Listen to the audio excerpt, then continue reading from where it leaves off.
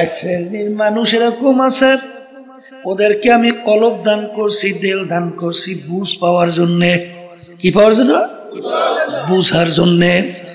ওদের দেল কলব থাকার পরেও ওরা কেমন জানি বুঝাও বোঝে না। এই মানুষগুলা কেমন? এখন আল্লাহ বলতেছে এই মানুষগুলা উলাইকা কাল আনআম। কোরআনুল কারীমে আল্লাহ বলতেছেন এই মানুষগুলো চতুষ্পায় জানোয়ারের মতো। কির মতো? ও চতুষ্পায় গরু, ছাগল, ভেড়া। এরপরে আল্লাহ বলতেছে যে না, তার চেয়েও খারাপ। কথার কথা, কুকুর ছেড়ে কুকুর। হ্যাঁ, যখন আল্লাহ বলছেন চতুষ্পায় জানোয়ারের, কথার কথা কুকুর ডাক দিয়ে বলে মালিক ওদেরকে আমাদের সঙ্গে মালিক তুলনা করলেন, হেতে আমাদের লজ্জা হয়। কেরা কয়? কুত্তায় কয়। কারে কয়? আল্লাহকে বলে। বলে কে তোদের লজ্জা? কথার কথাগুলো বোঝার জন্য। এই তোদের লজ্জা হয় কেন? বলে মালিক ওরা যা পারে ও আমরা পারি না। ওরা যা পারে ও পারে। তা আমাকে বলে তুলনা দিলে মালিক আমরা লজ্জা পাই না। বলে কি পারে তোরা পারো না? কি ঘটনা? বলে মালিক আমাকে 4-5টা বাচ্চাও তো তুমি দাও। কুকুরের 4-5টা বাচ্চা হয় না? হয়তো। আচ্ছা, এই বাচ্চাগুলো যতক্ষণ পর্যন্ত নিজেরা খাইয়া লইয়া চলার মতো উপযুক্ত না হয় ততক্ষণ পর্যন্ত বাচ্চাগুলোকে ফালাইয়া মা অন্যত্র কোথাও যায়? জানের ঝুঁকি নিয়া বাচ্চাগুলাকে লালন পালন করে না? করে করে। কিন্তু বর্তমানে এক শ্রেণীর বের হয়েছে 2-2.5 বছরের বাচ্চাটাকে ফেলাইয়া কুত্তার চেয়েও খারাপ আচরণ কইরা, পরকিয়া প্রেমের মধ্যে পইরা আচরণ খারাপ কইরা বের হয়ে যায়। আছে আছে। এই কুকুরটা বাঘের মুখে ঝাঁপ দেয় বাচ্চাকে বাঁচাবার জন্য।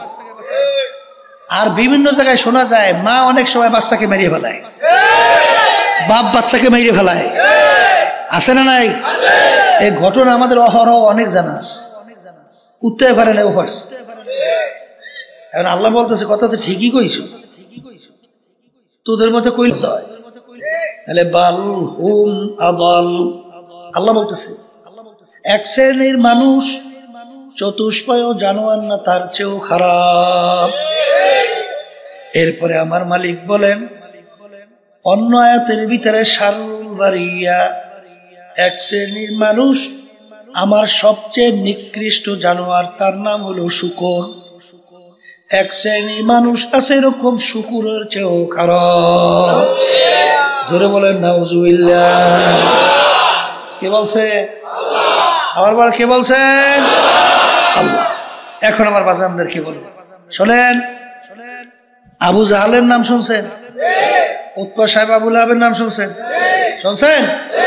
ওরা কি আল্লাহ রসুল যে আল্লাহর পক্ষ থেকে নবী, আল্লাহ রসুল চিনতো না? জানতো না? আসতে কয় দেয় জানতো? জানতো? আমি বলিনি, আল্লাহ বলছেন যে রসুল ওরা আপনাকে চেনে কেমন, একটু উদাহরণ দিয়ে বলছেন আল্লাহ যে ওদের সন্তানদেরকে, আপনার ছেলেকে চিনতে আপনার কষ্ট হয়, আপনার মেয়েকে চিনতে আপনার কষ্ট হয়। আল্লাহ বলতেছেন ওদের ছেলে সন্তানদেরকে ওরা যেভাবে চেনে ঠিক হুবাহু আপনি যে আমার পক্ষ থেকে রাসূল, আপনি যে আমার পক্ষ থেকে নবী, এইভাবেই ওরা চেনে। কিন্তু মানে না কেন? হুব্বুদ দুনিয়া রাসু কুল্লি খতিয়াতিন, সমস্ত গুনার মূলই হলো এই দুনিয়ার মোহ। মাতুব্বার, ক্ষমতা, সম্পদ, সম্মান, কথা ঠিকই না? আবু জাহেলের যখন নাকি কল্লা কাটতেছে তখন আবু জাহেল বলতেছে আমার কল্লাটা একটু বড় করিয়া কাটো। কি বুঝলেন? কি বুঝার জিনিস কন্ত? মারিয়া ভালাই কি আছে? কল্লা কাটে, কল্লাটা বড় করিয়া কাটো। কি ব্যাপার বড় করিয়া কাটবে কেন? কলে মরার পরেও মানুষ কল্লা দেখলে যেন বোঝে নেতার কল্লা। নাউজুবিল্লাহ, নাউজুবিল্লাহ। কল আছে না নাই? এই সম্মানের ক্ষমতার ফাকুল, কথা ঠিক? তাহলে এই সম্মানের কারণে কথা বুঝছে। এই আপনারা তো জানেন যে আবু জাহাল ঘোড়ার ফিডে আইতেছে, উটের ফিডে। এই জাবালে কোবায়েসের সামনে আল্লাহ রাসূল সাল্লাল্লাহু আলাইহি ওয়াসাল্লাম 8 বছরের মতো বয়স। আল্লাহ রাসূল সাল্লাল্লাহু আলাইহি ওয়াসাল্লাম কাঁদতেছে। আবু জাহাল এসে দেখে যে আমার ভাতিজা কাঁদে। আবু জাহাল বলতেছে, ভাতিজা তুমি কেন কাঁদো? তোমার বাপ নাই, এই দুঃখে তুমি কাঁদো? আসো তুমি আমার উটের পিঠে ওঠো, তোমাকে বাড়িতে পৌঁছে দিই। আল্লাহ রাসূল সাল্লাল্লাহু আলাইহি ওয়াসাল্লাম বলেন, চাচা যান, আমাকে কাঁদবার সুযোগ করে দেন। বলেন, না ভাতিজা, আমি তোমাকে রেখে যেতে পারবো না। জোর করে উটের পিঠে উঠেছে। উটের পিঠেতে উঠাইছে ঠিকই, আবু জাহিল্লার সামনে। আল্লাহ রাসূল সাল্লাল্লাহু আলাইহি ওয়াসাল্লাম কোথায়? এখন উটকে আঘাত করছে, সামনে চল। উট পা খামে দিয়ে দাঁড়াই দিস, এক পাও। কি হইল? সামনে যাও না। বলে, আবু জাহাল তুমি থাকবে সামনে, আর সরদার দো জাহান মুহাম্মদ রাসূলুল্লাহ সাল্লাল্লাহু আলাইহি ওয়াসাল্লাম সে থাকবে তোর পিছনে, আর আমি উঠ সামনে যাব, এক পাও না। আল্লাহর হাবিবকে সামনে আনো, নাহলে আমাকে মাইজে ফেলাইতে পারো, আমার পা সামনে যাবে না। যখন নাকি আল্লাহ হাবিব সাল্লাল্লাহু আলাইহি ওয়াসাল্লাম সামনে নিয়ে আসছে, উট সরছে তো সরছে বিদ্যুৎ বেগে, কোন নিয়ম টিয়ম নাই, উষা বাজে লাভ দেয়। আবু চাইলে ভয় থেকে অস্থির হয়ে গেছে, মারিয়া লেবে লেবে নাই। থাম, কি হয়েছে? বলে, আবু জাহাল আমি উঠ চিন্তাও করতে পারিনি যে আমার পিঠের ভিতরে সরদারে দু জাহাল উঠবে। আমি খুশিতে আত্মহারা, আমার হুশ নাই। হে আবু জাহাল, আমাকে থামাইতে পারবা না। আবু জাহাল আল্লাহ রাসূল সাল্লাল্লাহু আলাইহি ওয়াসাল্লামকে নিয়ে আবু তালেবের ঘরের কাছে গেছে, যাইয়ে বলতেছে, আবু জাহাল যে এই আমার ভাতিজা আমাদের এই সন্তানটাকে গুরুত্ব সহকারে তারপর লালন পালন করো, এই ভবিষ্যতে কিন্তু একজন আমাদের বংশের গৌরব হবে। এই আবু জাহাল কয়, এই আবু জাহেলি যখন আল্লাহ নবী সাল্লাল্লাহু আলাইহি ওয়াসাল্লাম বললেন, চাচাজানরা আল্লাহর উপরে, এক আল্লাহর উপরে ঈমান আনতে হবে। এই মূর্তি ভূত পূজা করা যাবে না, এইটা করা যাবে না। যখনই বলছে এখন আবু জাহেল বলে, কি ব্যাপার, আমাদের ধর্মের বিরুদ্ধে কথা বলে? এই শুরু হয়ে গেল খেলা। এখন নেতৃত্বের কি বেজে গেছে, সংকট বেজে গেছে, কথা ঠিক কিনা?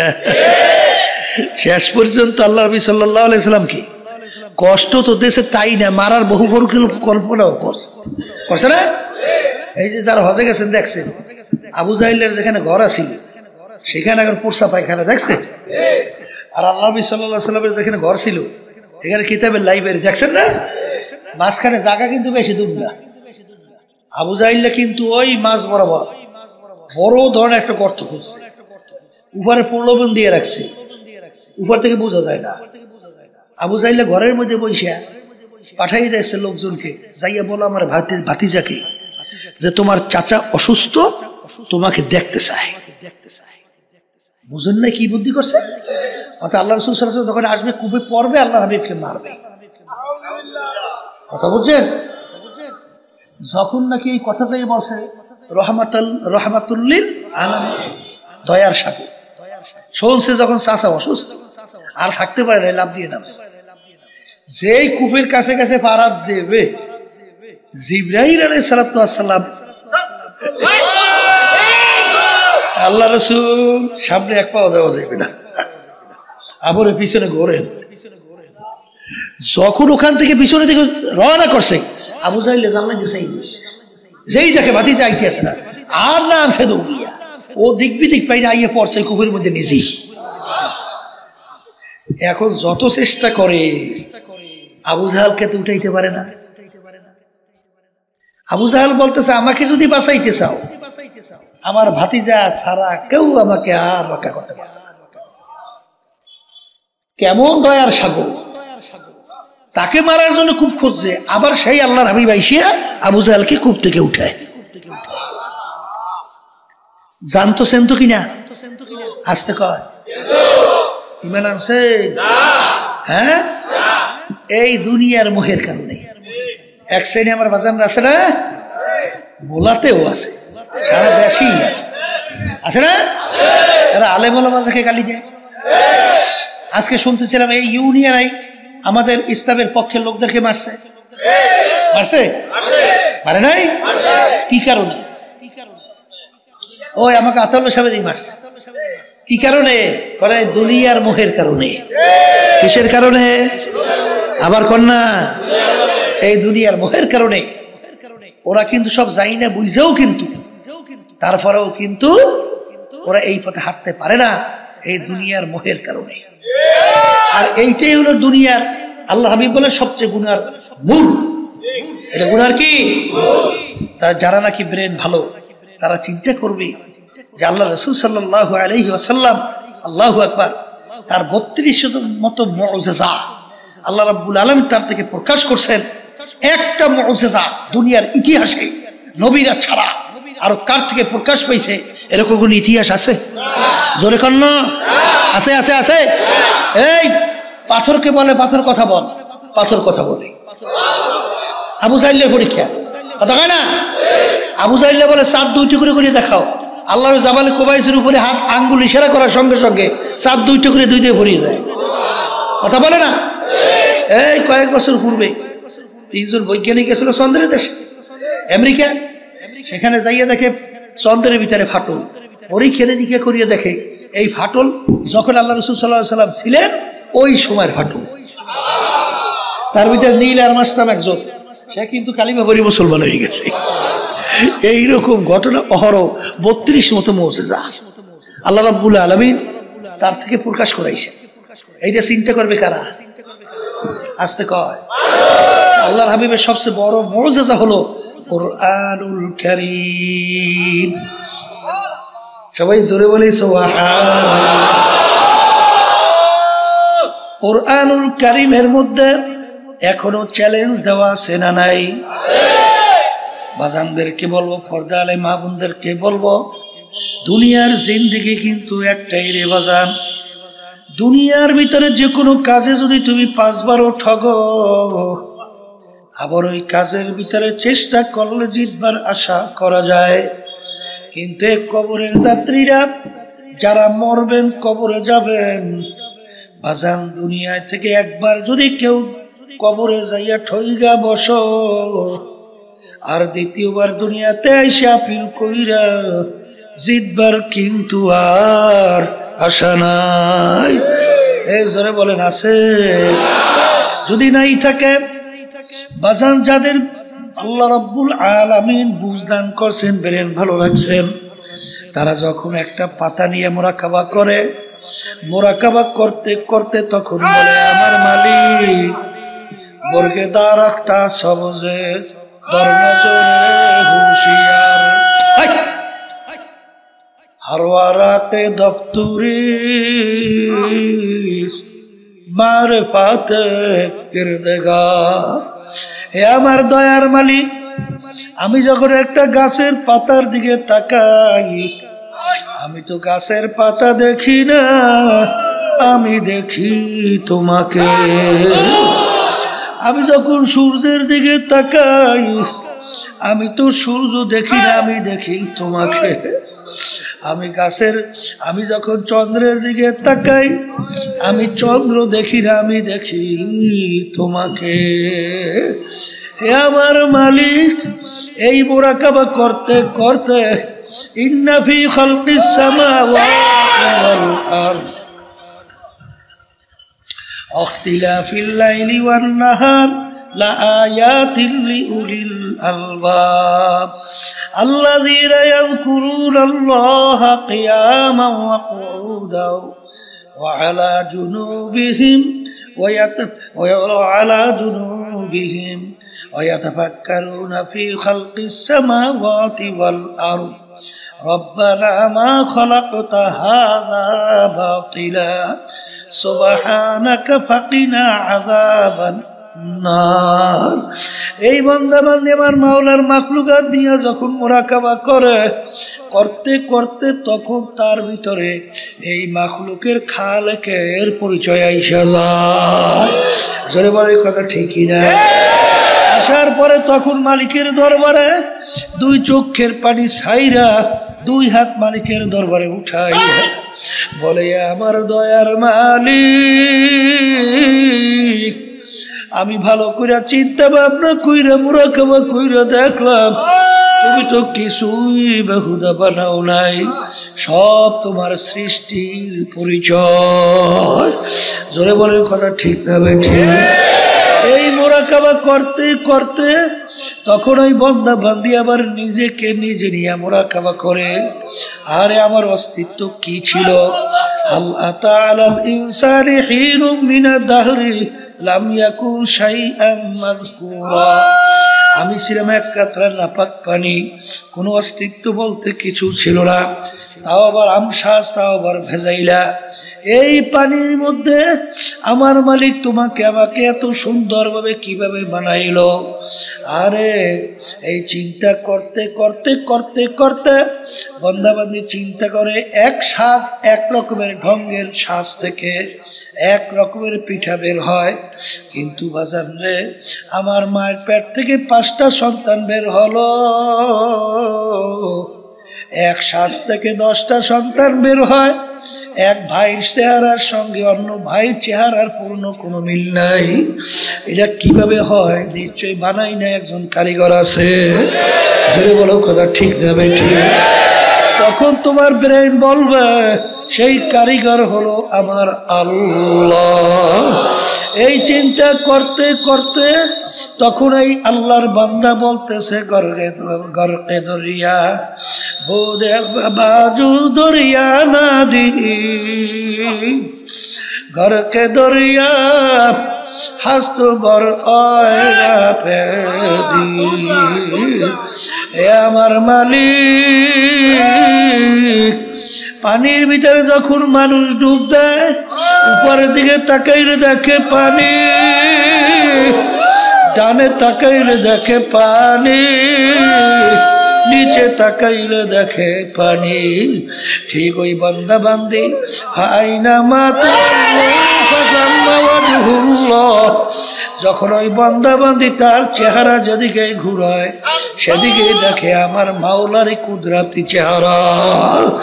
যেখানেই তাকায় মালিক, আমি গাছের পাতা দেখি না, আমি দেখি তোমাকে। আমি মাছ দেখি না, আমি দেখি তোমাকে। हर रंग में तू है, हो में तू है, गल में तू, जिधर देखता हो मैं तू ही तू है, तू ही तू है, तू ही तू। এই জন্য আমার বাজানদেরকে বলবো, পর্দালে মা বোনদেরকে বলবো, যারা মানুষ তারা কিন্তু চিন্তা করবে, যাদের ব্রেন আল্লাহ দান করছে তারা কিন্তু চিন্তা করবে।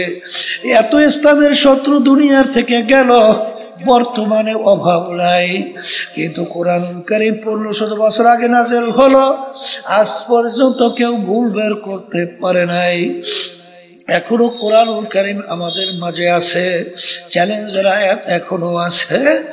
এখনো কেউ যদি আমার বাজানদেরকে বলি, পর্দা আলে মা বোনদেরকে বলি, বাজান তোমার কবরে তুমি যাবা, আমার কবরে আমি যাব, তোমার কবরের প্রশ্নের উত্তর তুমি দিবা, আমার কবরের প্রশ্নের উত্তর আমি দেব। বাজান কবরে কিন্তু কোনো দলাদলি নাই। কেউ যদি কবরে পরিচয় দাও আমি চরমনাইল মরি, এই পরিচয় কবরে কোনো কাজ হবে না। কেউ যদি পরিচয় দাও আমি সারসিনার, আমি ফুরফুর, আমি জৈনপুর, আরে আমি আট্টসি, আমি রাজারবাগ, দেওয়ানবাগ, আমি সুরেশ্বর, আমি মাইজ ভান্ডার, আরে আমি তাবলীগের লোক, আমি জামাতের লোক, আমি বিএনপির লোক, আমি আওয়ামী লীগের লোক, এই পরিচয় কিন্তু কবরে চলবে না। এ কবরের যাত্রীরা, কবরে কিন্তু সবার জন্য প্রশ্ন তিনটা। এক নম্বর প্রশ্ন মান রব্বুকা, দ্বিতীয় নম্বর প্রশ্ন আমান দীনুকা, তৃতীয় নম্বর প্রশ্ন আমান নাবিয়ুকা।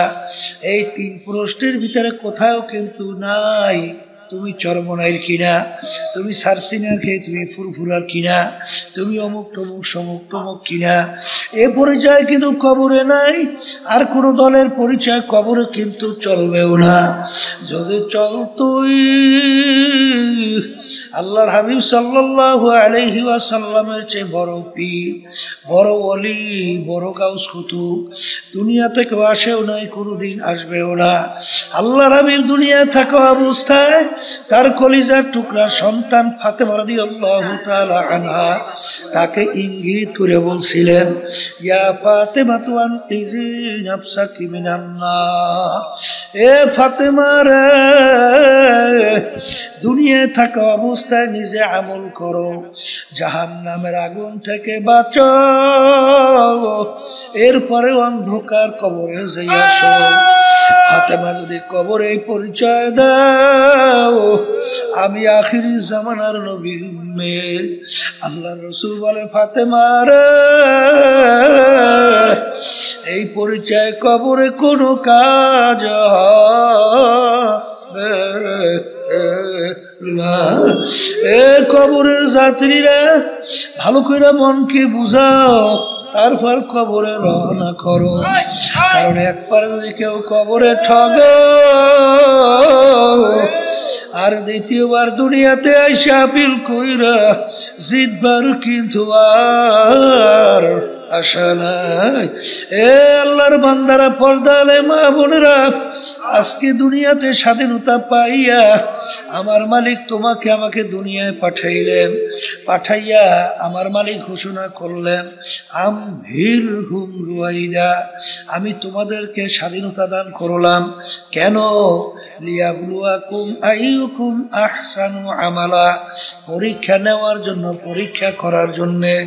বাজান ছাত্র ছাত্রী 3 ঘন্টা পরীক্ষার হলে পরীক্ষা দেয়, 3 ঘন্টার ভিতরে স্বাধীনতা আছে না না? যা মনে করে তা লাগবে, বাধা দেওয়ার কোনো আইন নেই, কারণ তাইলে পরীক্ষার হল থাকে না। বাজান তোমাকে আমাকে আমার মালিক দুনিয়ার ভিতরে পাঠাইয়া তোমাকে আমাকে স্বাধীনতা দান করলেন কেন? বাজান পরীক্ষার হলে পরীক্ষা নেওয়ার জন্যে। আমার মালিক দুনিয়ায় পাঠাইয়া আমার মালিক ঘোষণা করলেন ফারিকুন ফিল জান্নাতি ওয়া ফারিকুন ফিস সাইর, আমি তোদেরকে 2টা রাস্তা দেখাইয়া দিলাম পরীক্ষার হলের ভিতরে স্বাধীনতার মধ্যে। একটা ডানের রাস্তা বেহেশতের, আর একটা বামের রাস্তা জাহান্নামের।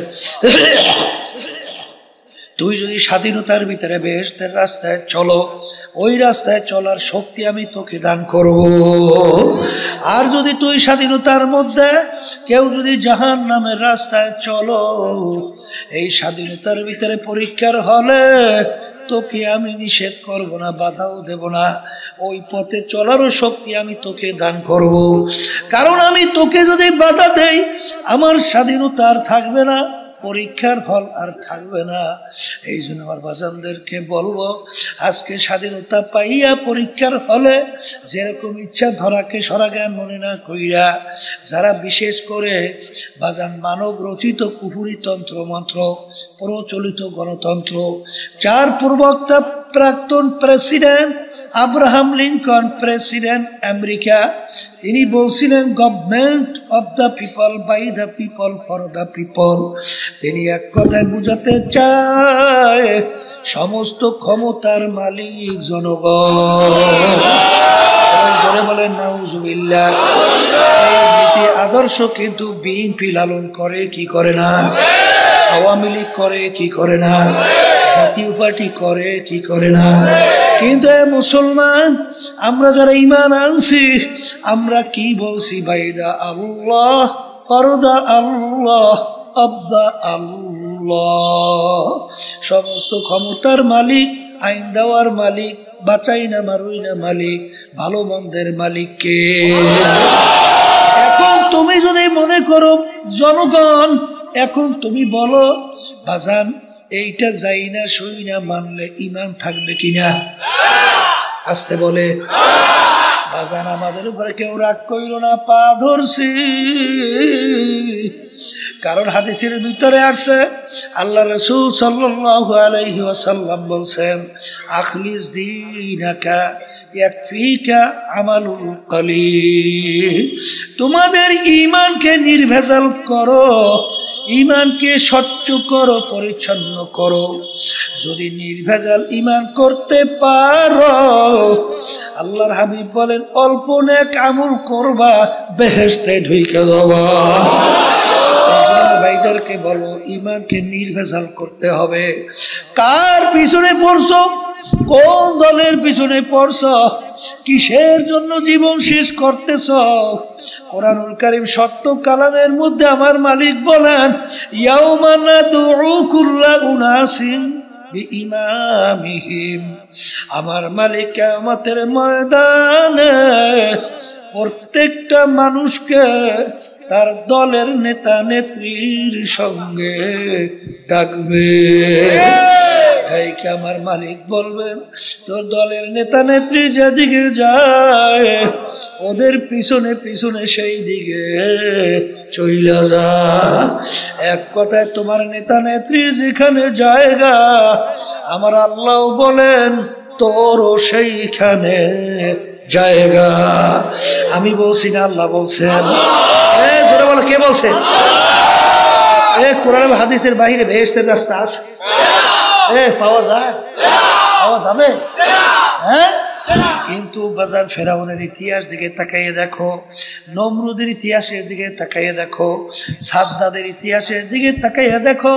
আমার মালিকের সঙ্গে চ্যালেঞ্জ করছে, খোদাই দাবি করলো, উনি ইসরাইলের সন্তানগুলো ধরে ধরে জবাই করলো, কেউ কারো বলার শক্তি নাই। আমার মালিক দুনিয়াতে এত আরামে রাখছিল, ৭৫০ বছরের মধ্যে একদিন একটু সর্দি জ্বরও হয় নাই। ওর কথায় নীল দরিয়ার পানি ভাটা জোয়ার হইতো। আমার মালিক ওকে কিছু বলছে? আসতে কয় কেন বলে নাই? বলেন পরীক্ষার হল। কিসের হল? আবার জোরে কন, আবার জোরে কন। পরীক্ষার হলের কারণে যা মনে করে তা করছে, কিছু বলে নাই। আজকে স্বাধীনতা পাইয়া যা মনে করে তা করবা, আমার মালিক কিছুই বলবে না। কিন্তু মনে রাখি, যেদিন হায়াতের বেড়া পার কইরা মৌতের বিছানায় যখন পেটখানা ভাসাইয়া দিবা, আমার মাওলার হুকুম অনুযায়ী যখন আজরাইল সালাতু ওয়াস সালাম যখন থাবা দিয়া ধরবে, এখন তাকাইয়া দেখো কই তোমার দল, কই তোমার নেতা নেত্রী, কই তোমার টাকার গরম, কই তোমার বংশের গরম, কই তোমার শিক্ষার গরম, কই তোমার সভাপতিগিরি, সেক্রেটারিগিরি, কই তোমার শিক্ষার গরম, কই তোমার সৌন্দর্যের গরম। এখন তাকাইয়া দেখো, সাদা 3টা কাপড় দিয়া পেঁচ দিয়া ফেলাইয়া রাখছে। কই তোমার সারগিরি, কই পীরগিরি, কই মেম্বারগিরি, কই চেয়ারম্যানগিরি। আপনি আমাকে আমাদের সবাইকে মাফ করিয়া দেন। আরে এখন তাকাইয়া দেখো, সন্তানেরা কান্দে, আরে আব্বা আব্বা কইয়া ডাকে, আব্বা তো আর ডাকে সাড়া দেয় না। ছোট বাচ্চা এসে ধাবাস ধাবাস গায়ের ভিতরে পড়ে, কই বাপ তো আর সাড়া দেয় না। ওই খুলনা সেদিন কারো মাহফিল করে আসলাম, মাহফিলের পাশে আব্দুল্লাহ কইরা ছিল, একেবারে যুবক ছেলে। বাজান প্রতি বছর মাহফিলে আমাদেরকে নিয়ে বাজার নাস্তা করাইতো, মেহমানদারি করাইতো। বাজার এক বছর যাইয়া দেখি আব্দুল্লাহকে দেখি না। জিজ্ঞাসা করি ব্যাপার কি? হুজুর ওদি কিছুদিন আগে ইন্তেকাল করছে। আরে 3 বছরের বাচ্চাটা ওর লার যখন আসিয়া ঘরের বারান্দায় রাখছে, বাচ্চাটা এসে আব্বা আব্বা কইয়া ডাকে, আর বারবার গায়ের ভিতরে পড়ে। বাপ তো আর ডাক দেয় না, বাপ তো আর বাচ্চার ডাকে সারা দেয় না। এরকম তো একদিন আসবে যেদিন তুমি ওইরকম শুয়ে থাকবা, তিনটা কাপড় দিয়ে প্যাঁচ দেবে, আর যত চিল্লাইবে যত ডাকবে আর তো সারা দিবে না। এরকম দিন কিন্তু বেশি দেরি নাই। কখন কোন সময় আসবে তোমারও জানা নাই, আমারও জানা নাই। স্বাধীনতা পার কইরা যখন কবরে যাবে, এখন নাফরমান ডানে দিকে তাকাইয়ে দেখে মাটি, বামের দিকে তাকাইয়ে দেখে মাটি, নিচে মাটির বিছানা, উপরেতে চাপা মাটি, ভাইগা যাইতে পারবা না।